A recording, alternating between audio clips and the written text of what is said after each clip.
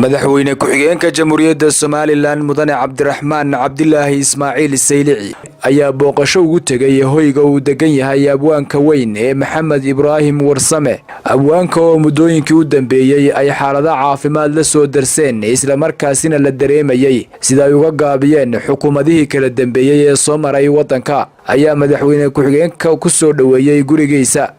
waxaana madaxweyne ku-xigeenku halkaasi ka yidhi hadallo u badnaa duco adeer wax ku nimid koleeyna ku soo salaano matay abwaankii wana u qaasana magaca Soomaaliyeed ku hadla soo dhacan ku ducayno yaa ku nimidnay inta wafti aan maanta shaqaano nimid burco shaqada waan dhamaysanay kuma baxayna adiga ku ducada kula nimidnay waan ku ducaynaa adeer caafimaad qala